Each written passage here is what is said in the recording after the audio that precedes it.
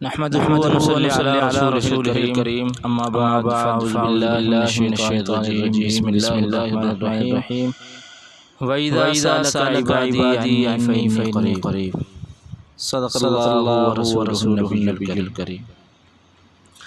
دوستو بزرگو،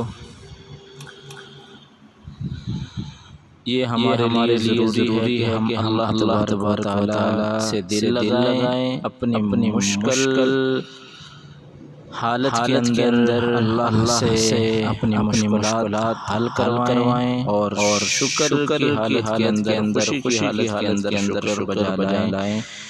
یہ کام دو زندگی کے اندر اگر ہم کر لیں تو پھر ہم اللہ تبارک و تعالی کا قرب زیادہ سے زیادہ حاصل کر لیں گے، بہت اس کی رحمتوں کو لوٹ لیں گے۔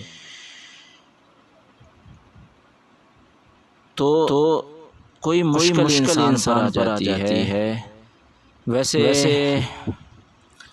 نبی علیہ السلام کے اوپر ایک بہت بڑا صدمہ اور بہت بڑا حادثہ مسلمانوں کے لیے پیش آیا کہ کچھ لوگوں نے نبی علیہ السلام سے دھوکہ کیا۔ دھوکے سے نبی علیہ السلام کے حفاظ کو، صحابہ کو جو 70 کے قریب تھے، نبی علیہ السلام سے یہ کہا کہ وہ ہمارے بچوں، ہمارے قبیلے والوں، ہمارے لوگوں کو قرآن پاک کی تعلیم دیں گے، ہمارے پاس وہ بھیج دو۔ تو آپ علیہ السلام کے صحابہ کو بلا کر تعلیم کے نام پر، قرآن سیکھنے کے نام پر ان کفار و مشرکین نے حفاظ کو شہید کیا، ان قاریوں کو شہید کیا۔ وہ قاری شب میں تلاوت کیا کرتے تھے اور دن کو لکڑیاں چن کر بسر اوقات کیا کرتے تھے، یعنی محنت مزدوری بھی کیا کرتے تھے اور قرآن کی تلاوت میں بھی لگے رہتے تھے۔ تو ہمیں بھی اگر ہم کاروبار میں گئے ہیں تو قرآن کی تلاوت کو نہیں چھوڑنا چاہیے۔ تو ایسے قاریوں کو نبی علیہ السلام نے ان کے کہنے پر، اصرار پر 70 قاریوں کو نبی علیہ السلام نے نجد کی طرف تبلیغ اور تعلیم کے لیے بھیجا۔ تو راستے میں کچھ قبائل نے بیر معونہ کے وہاں پر انہیں گھیر لیا اور سب کو شہید کر دیا، بے دردی کے ساتھ شہید کر دیا۔ انہیں پتہ تک نہیں تھا کہ ہمارے ساتھ ایسا ہونے والا ہے، ورنہ وہ بھی آگے سے کوئی جوابی کارروائی کرتے۔ صرف ایک صحابی جو زخمی ہو کر لاشوں کے نیچے دب گئے تھے، پھر ان کو ہوش آ گیا۔ یہ اللہ تبارک و تعالی کی خاص مدد تھی، اللہ تبارک و تعالی کا ایک فیصلہ تھا۔ وہ بچ گئے تھے۔ انہوں نے آ کر حضور اقدس صلی اللہ علیہ وسلم کو اس حادثے کی خبر دی۔ تو حضور اقدس صلی اللہ علیہ وسلم کو اتنا صدمہ ہوا کہ کسی اور حادثے کا رسول صلی اللہ علیہ وسلم کو اتنا صدمہ نہیں ہوا جتنا اس حادثے کا ان حفاظ کے شہید ہونے کا صدمہ رسول صلی اللہ علیہ وسلم کو ہوا۔ جن قبائل نے یہ جرم کیا تھا ان کے لیے رسول صلی اللہ علیہ وسلم نے دعا کی اور ایک مہینہ تک نماز صبح میں رکوع کے بعد قنوت نازلہ پڑھتے رہے۔ پورا ایک مہینہ ان کے لیے دعا کرتے رہے۔ رال تھے، زکوان تھے، بنو لحیان تھے، یہ وہ قبائل تھے جو اس جرم میں پیش تھے اور اس جرم کرنے والے تھے اور ان ظلم ڈھانے والے تھے۔ تو رسول پاک صلی اللہ علیہ وسلم نے ان قبائل کے لیے ایک ماہ تک دعا کی فجر کی نماز میں۔ اچھا، قنوت نازلہ کس کو کہتے ہیں یہ سمجھنا ضروری ہے۔ ہمارے بعض کے نمازیوں کو قنوت نازلہ کہتے ہیں اور یہ اتنی مشکل نہیں ہے۔ ہمیں ذوق نہیں ہے دین سیکھنے کا، دین پھیلانے کا، سمجھنے کا، نبی کی سنتوں سے لگاؤ نہیں ہے، نبی کی اداؤں سے لگاؤ نہیں ہے۔ تو بہرحال یہ ایک لمحہ فکریہ ہے، یہ مسلمان کو سوچنا چاہیے کہ ہم نبی والی زندگی گزار رہے ہیں، نبی والے اعمال زندہ کر رہے ہیں، یا کفار والے اعمال زندہ کرنے کے اندر لگے ہوئے ہیں۔ اس کے بارے میں سوچا کرے، روز سوچا کرے، بار سوچا کرے۔ تو قنوت دعا کو کہتے ہیں، نازلہ مصیبت کو کہتے ہیں۔ قنوت نازلہ کا پھر معنی ہوا مصائب میں، مصیبت میں، حوادث میں انسان جب گر جائے تو اس حالت کے اندر اللہ کے حضور نماز میں اللہ سے اس کو دور کرنے کے لیے التجا کرے، عاجزی اور انکساری کے ساتھ اللہ تبارک و تعالیٰ سے دعا مانگنے۔ مصیبتیں کئی طرح کی ہوتی ہیں، دنیاوی مصیبتیں ہوتی ہیں، اپنے مذہب کی مصیبتیں ہوتی ہیں، یعنی مذہب پر کافر لوگ حملہ کرتے ہیں، یا مذہب کے کچھ لوگوں پر کافر لوگ حملہ کرتے ہیں، جیسے آج ہمارے مسلمان بھائی فلسطین میں پس رہے ہیں، ظلم اتنا ڈھایا جا رہا ہے کہ الامان والحفیظ، اللہ تبارک و تعالیٰ ظالموں کو ہدایت نصیب فرمائے، ورنہ جلد سے جلد ان کو تباہ و برباد فرما دے۔ تو ایسی بھی مصیبتیں ہوتی ہیں، کاروبار کی مصیبتیں ہوتی ہیں، پھر کرونا آیا تھا، سارے کاروبار بند پڑے تھے، سارے پریشان تھے، یہ مصیبت ہوتی ہے۔ تو طرح کی مصیبتیں ہوتی ہیں، ایسی مشکل حالتیں جب آتی ہیں تو اللہ کی طرف رجوع کرنا چاہیے، بلکہ اللہ کے در مسلمان کو پڑا رہنا چاہیے۔ مسلمان کی تو یہ شان ہے، کبھی رکوع میں، کبھی سجدے میں اللہ کے حکم کو پورا کرنے کے لیے میدان جنگ میں سر کٹا رہا ہے، کبھی اسلام کا جھنڈا لہرا رہا ہے، یہ مسلمان کی شان ہے۔ تو بہرحال قنوت نازلہ کا ہمیں پتہ ہونا چاہیے، اور صرف پتہ ہی نہیں ہونا چاہیے، اور اس کا اہتمام بھی ہونا چاہیے۔ اگر ہم مصیبت کے اندر نہیں ہیں، ہمارے بھائی مصیبت کے اندر ہیں، دنیا میں کتنے علاقے ہیں جہاں مسلمان مصیبت کے اندر ہیں، کاروبار کے لحاظ سے مصیبت کے اندر ہیں، فلسطین میں، کشمیر میں کیا ظلم ان پر ڈھائے جا رہے ہیں کہ دیکھتے ہوئے انسان لرز جاتا ہے کہ یار یہ ایسے وحشی ہیں کہ ان کے دل کے اندر کچھ بھی انسانیت نام کی چیز نہیں ہے۔ انسانیت کے ساتھ اس بے دردی کے ساتھ پیش آ رہے ہیں، بچوں کے ساتھ ایسا بے دردی والا معاملہ کر رہے ہیں۔ حضرت رضی اللہ عنہ فرماتے ہیں کہ رسول پاک صلی اللہ علیہ وسلم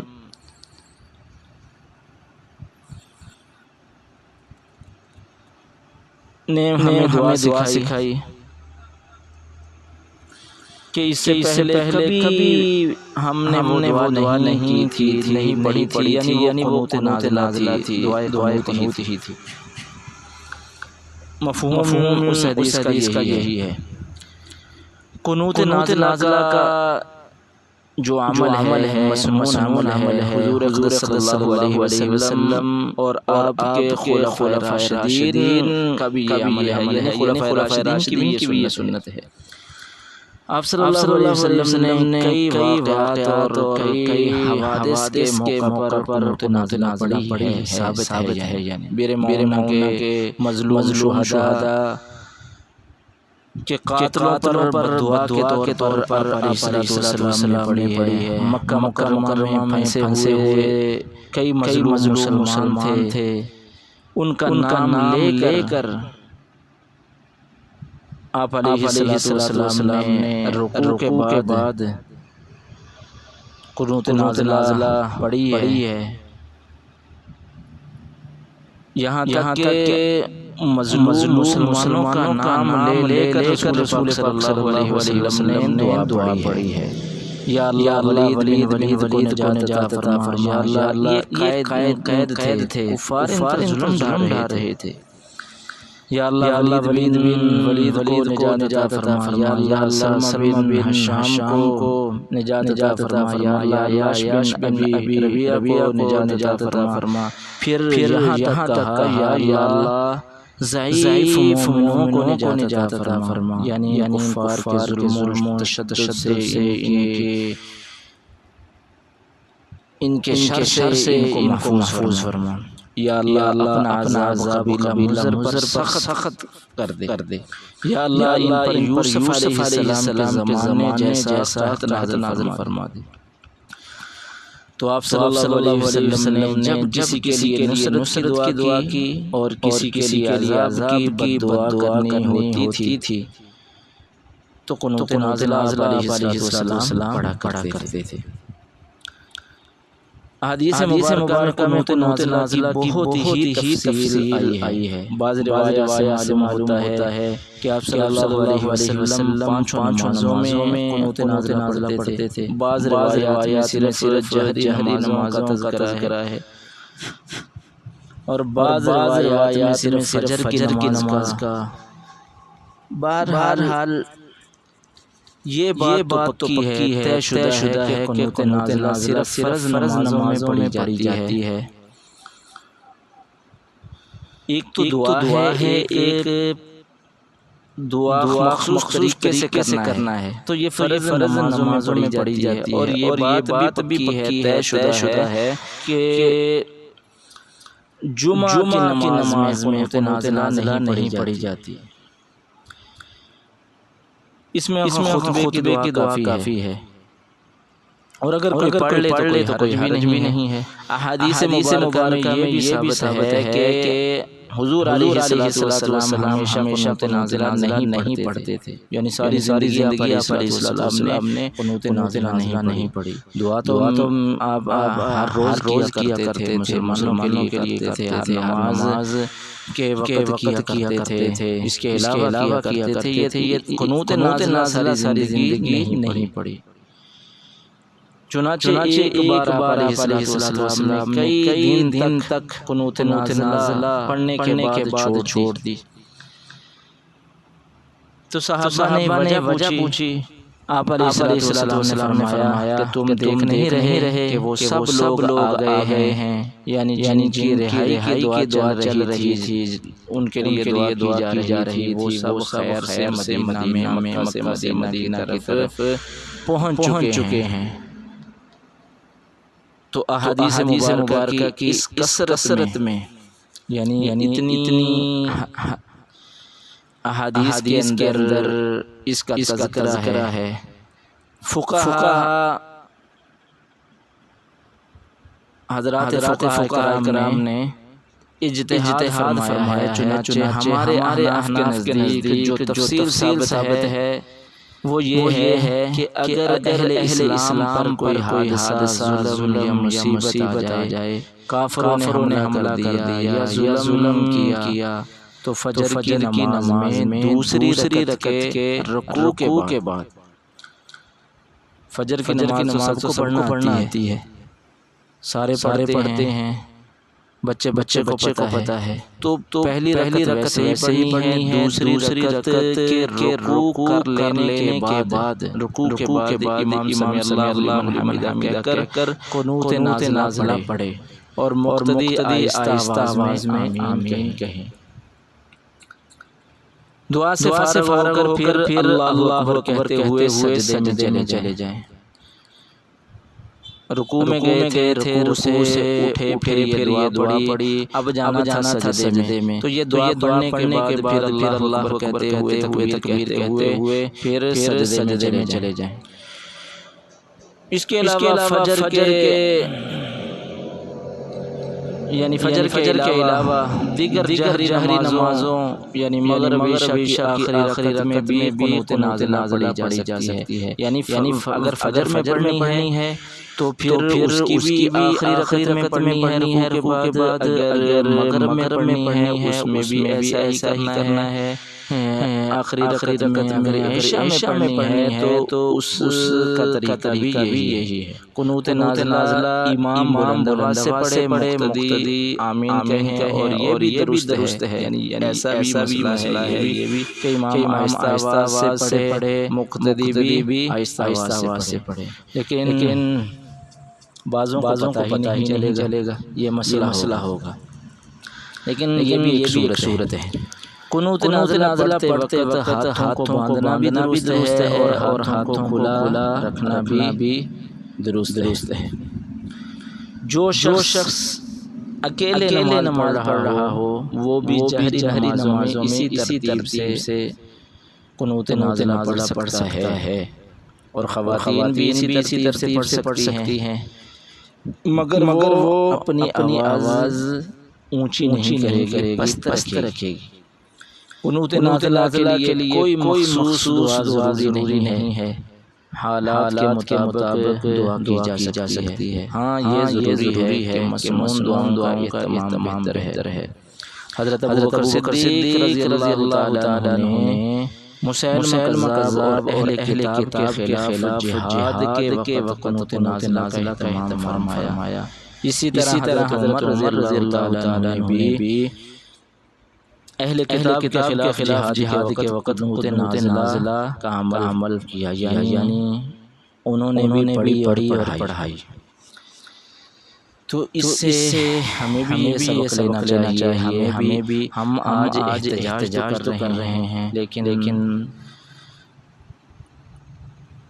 دعاؤں سے محروم ہو چکے ہیں، یعنی فریاد حکمرانوں کے سامنے کر رہے ہیں، رب تعالیٰ کے سامنے اس کی مدد حاصل کرتے ہوئے فریاد نہیں کر رہے، اپنی دو نہیں کر رہے، اپنی کوشش نہیں کر رہے۔ اب یہ دیکھو کہ حضرت ابوبکر رضی اللہ تعالیٰ عنہ جہاد کے لیے اہل کتاب کے خلاف جا رہے ہیں، مسیلمہ کذاب کے لیے جا رہے ہیں، تو اس وقت بھی قنوت نازلہ کا اہتمام فرماتے ہیں۔ کیا جو اسرائیل کے بارے میں ہم مسلمانوں میں سے کئی لوگوں نے احتجاجات کیے ہیں، جلوس کیے ہیں، تو دیکھنے میں یہ نہیں آیا کہ قنوت نازلہ کا بھی اس قدر اہتمام ہوا ہے۔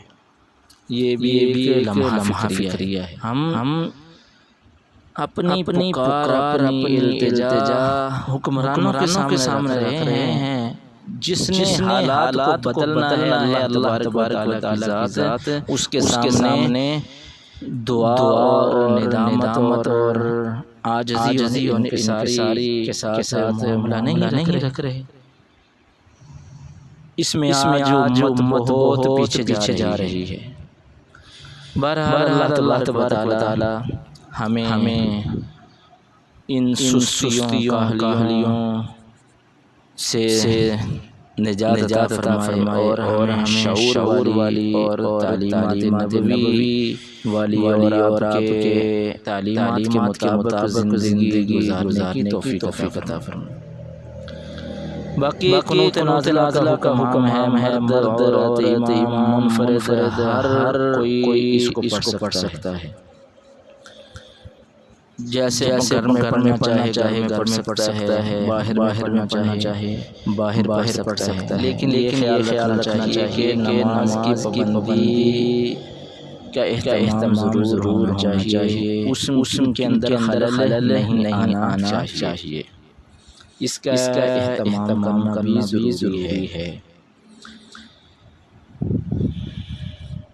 باقی کفار کے خلاف اور اللہ تبارک و تعالیٰ سے دعا مانگتے ہوئے یہ دعا بھی کر سکتے ہیں، اور جو آپ کو یاد ہیں وہ مسنون دعائیں آپ مانگ سکتے ہیں، جو آپ کے ذہن کے اندر ہے وہ بھی آپ مانگ سکتے ہیں۔ ایک دعا ہے اللہم انصر الاسلام والمسلمین وانجز وعدک وکان حقا علینا نصر المؤمنین، اللہم الف بین قلوبہم واصلح ذات بینہم وانصرهم على عدوك وعدوهم اللهم أهلك الكفرة الذين يصدون عن سبيلك ويكذبون رسلك ويقاتلون أولياءك اللهم خالف بين كلمتهم وزلزل أقدامهم اللهم شتت شملهم وفرق جمعهم وخرب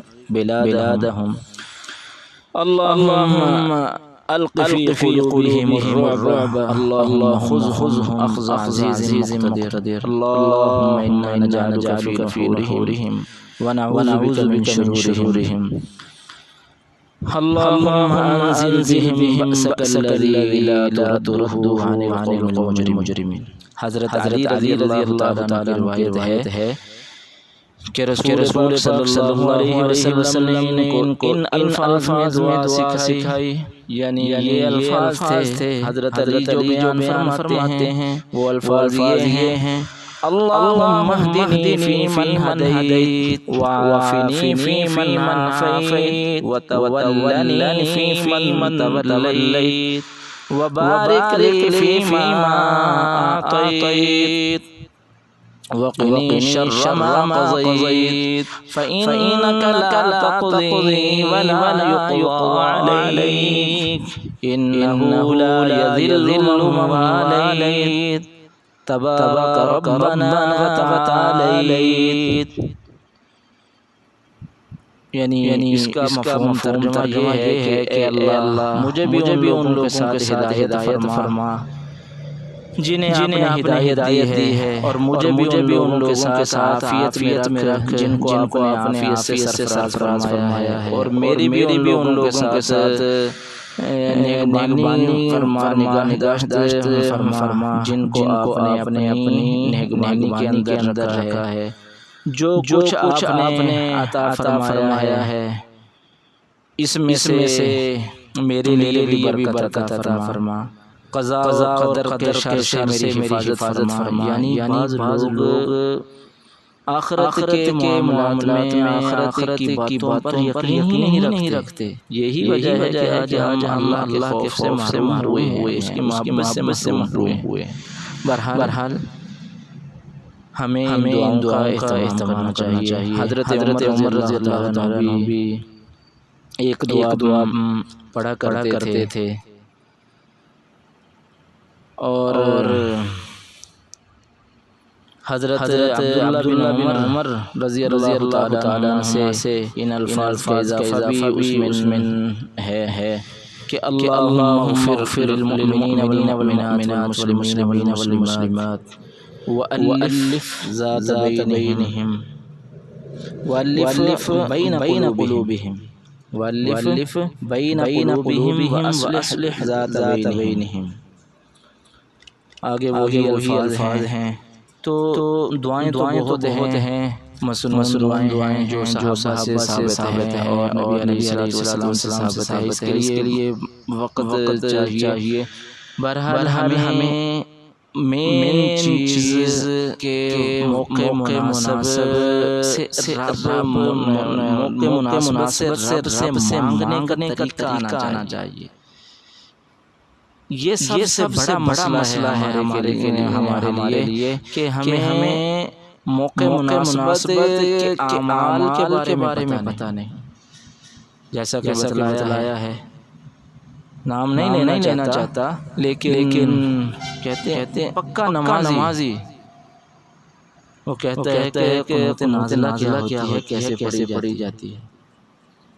پوچھ لینا اچھی بات ہے، لیکن اس عمر کے اندر اور نہ پتہ ہونا اتنی دین سے بیزاری اچھی نہیں ہے۔ یہی وجہ ہے کہ آج ہم اس رہے ہیں دین سے دوری کی وجہ سے۔ اللہ تبارک و تعالی ہمارے پر رحم فرمائے، اللہ ہمیں ہدایت کے راستے پر بڑھ چڑھ کر چلنے کی توفیق عطا